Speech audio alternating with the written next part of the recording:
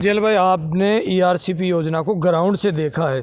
मैं लगातार देख रहा था, आप जब से ईआरसीपी योजना क्रियान्वित हो रही थी उस टाइम भी आप लगातार लामबंद होकर इसकी तैयारियों में जुटे हुए थे। क्या लगता है विराटनगर को सौगात मिलेगी?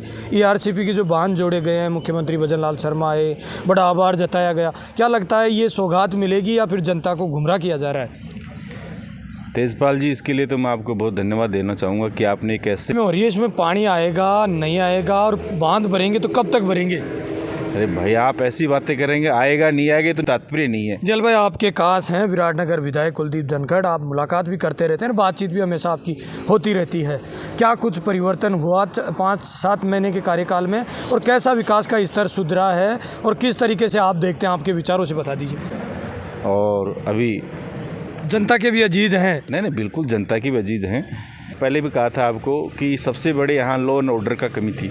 जो कांग्रेस सरकार में जिस प्रकार से यहाँ गुंडा राज भ्रष्टाचार हो रहा था, सबसे पहले खुल के बता नहीं पाते विराटनगर में भ्रष्टाचार हुआ तो कहाँ हुआ? आप एक नाम बता दीजिए कहाँ भ्रष्टाचार हुआ। विधायक कुलदीप धनखड़ को मैं पूछता रहता हूँ, फिर आप उजागर क्यों नहीं करते, ये बता दीजिए। आज समय आने दीजिए। निश्चित भारतीय जनता पार्टी के नए प्रदेशाध्यक्ष मदन राठौड़ को बनाया गया है। आज विराटनगर में बैठे हैं और विराटनगर में भाजपा नेता जीएलजी यादव हमारे साथ हैं। बातचीत करते हैं प्रदेशाध्यक्ष को लेकर भी और विराटनगर की भी तमाम राजनीतिक गतिविधियों को लेकर चर्चा करते हैं। जीएल जी, पहले तो तेज मीडिया पे आपका स्वागत। बहुत बहुत आपका धन्यवाद कि आपने ग्राउंड रिपोर्ट लेने के लिए हमारे बीच में आप पधारे हैं। इसके लिए मैं आपका आभार व्यक्त करता हूँ। जल्दी नए प्रदेशाध्यक्ष बने हैं, चर्चाएं बहुत हो रही थी, कभी किसकी चर्चा हो रही थी, कभी आपके विधायक विराटनगर कुलदीप धनखड़ की चर्चा हो रही थी।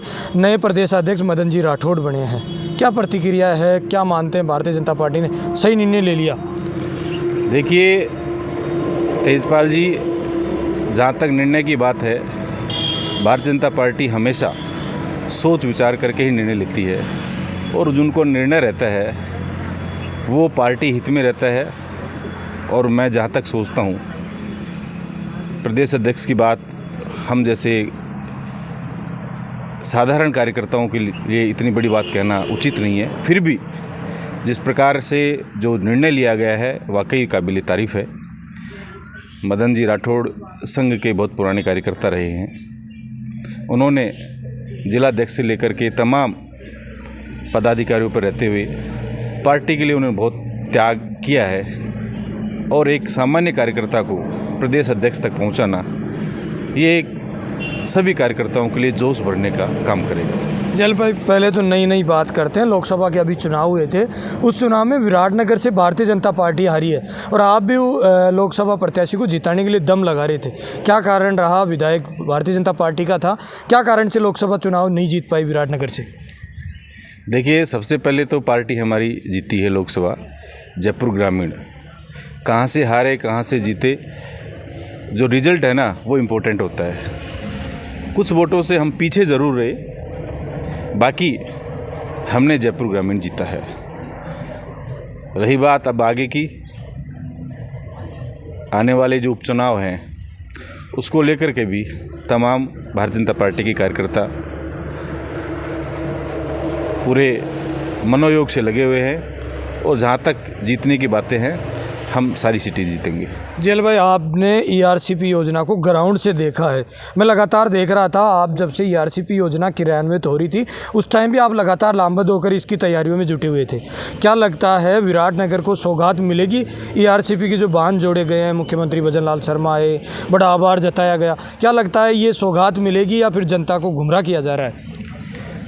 तेजपाल जी, इसके लिए तो मैं आपको बहुत धन्यवाद देना चाहूँगा कि आपने एक ऐसे ज्वलंत मुद्दे को उठाया है। और जहाँ तक ईआरसीपी का मामला है, मेरे को जो याद आता है कि जब 2021 में इस मुद्दे को, मैं नहीं कहूँगा, आज से पहले भी लोग इसकी चर्चा करते हैं कि ईआरसीपी को लेकर के जयपुर ग्रामीण में सबसे पहले 2021 में मैंने माननीय लोकसभा अध्यक्ष श्रीमान ओम बिरला जी को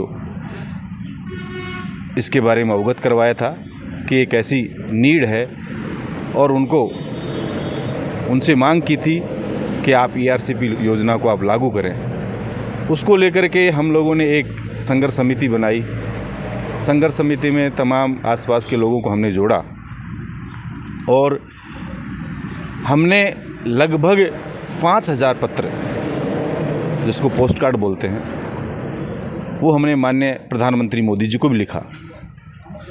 धीरे धीरे यह ERCP पूरे जोर पर आ गई और जैसे सरकार बनी, सरकार ने बहुत बड़ी घोषणा करके हम सब की आशाओं के अनुरूप ERCP को लेकर के जिस प्रकार से चारों तरफ पूरे राजस्थान भर में यह माहौल बनाया हुआ है कि इससे राजस्थान को पानी मिलेगा और बहुत बड़ी सौगात देने का काम किया है माननीय मुख्यमंत्री महोदय जी ने, माननीय प्रधानमंत्री महोदय जी ने, वह मध्य प्रदेश के यशस्वी मुख्यमंत्री माननीय मोहनलाल यादव जी ने।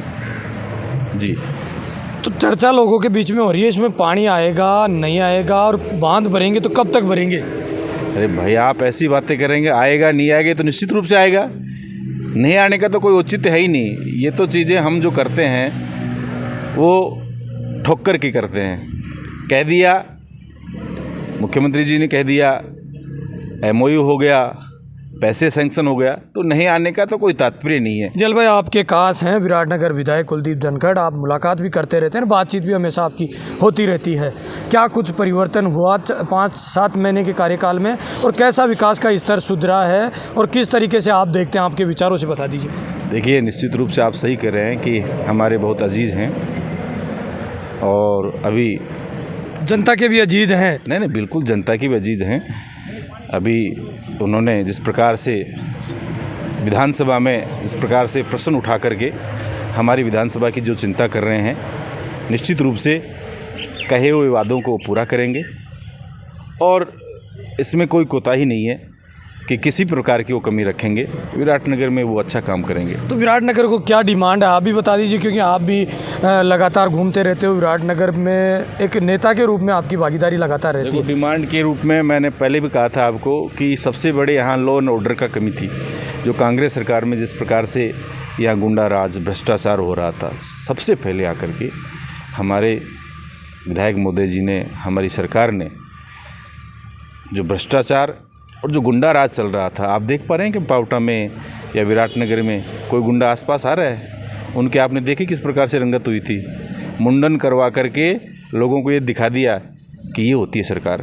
जी अल भाई, खुल के बता नहीं पाते विराटनगर में भ्रष्टाचार हुआ तो कहाँ हुआ? आप एक नाम बता दीजिए कहाँ भ्रष्टाचार हुआ। विधायक कुलदीप धनखड़ को मैं पूछता रहता हूँ, फिर आप उजागर क्यों नहीं करते, ये बता दीजिए। आप समय आने दीजिए, तो निश्चित रूप से उजागर भी होगा, आप लोगों को पता लग जाएगा।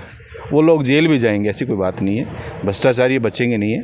जेल भाई, उपचुनाव है, पार्टी की चर्चा करना लाजमी हो जाता है। आप ही के सांसद मंत्री किरोड़लाल मीणा ने इस्तीफा दे दिया और भारतीय जनता पार्टी कहीं ना कहीं मुश्किल में है उपचुनाव में। क्या लगता है बाबा के इस्तीफा देने से पार्टी को नुकसान होगा? देखो, पहली बात तो आपका क्वेश्चन गलत है कि मुश्किल में तो पार्टी है ही नहीं। पार्टी तो बड़े सहज रूप से है और बाबा के रूप में जिनको पूरे प्रदेश में जाना जाता है, किरोड़लाल जी मीणा जी को, वो देखना अब जो उपचुनाव होगा, लोग दौसा सीट वो जिता करके लाएंगे और आप सब लोगों के मुंह बंद कर देंगे। बड़े नेता हैं। अब जहाँ तक लोग उनकी चर्चा करते हैं कि भाई उन्होंने त्यागपत्र दे दिया मंत्री से, वो तो एक उनका जो उन्होंने कहा कि प्राण जाए पर वचन न जाए, उन्होंने अपना वचन निभाया है और ऐसे वचन के लिए मैं तो उनको, क्या पूरे देश में जनता उनको जानती है कि वो वचनबद्ध हैं। जेल भाई, अलवर से सांसद भूपेंद्र यादव के आप खास हैं, आगामी क्या रणनीति है विराटनगर को लेकर आपकी, ये बता दीजिए। हम सब लोग भाजपा के कार्यकर्ता, हमारा कोई पर्सनल एजेंडा नहीं है। जनता का सुख दुख में भागीदारी का, जनता के विकास को लेकर के चिंतन मनन होता रहता है। जहाँ तक जनता की जो भी बात आएगी, चाहे वो विधानसभा में हो, चाहे वो लोकसभा में हो, हम वो बारी बारी से उठाते रहेंगे। जनता की चिंता कर रहे हैं, जनता को सौगात दे करके, जनता को सुगमता दे करके एक अच्छा भारत बनाने की हम कोशिश कर रहे हैं। ये हमारे साथ शिक्षाविद और भाजपा नेता GLG यादव हैं। विराटनगर से लगातार करेंगे, अच्छी सोच है विराटनगर को लेकर और वो काम भी करवाने की कोशिश करेंगे। आप मेरे साथ देख रहे हैं तेज मीडिया ग्रुप और मैं हूँ तेजपाल। जय हिंद, जय भारत।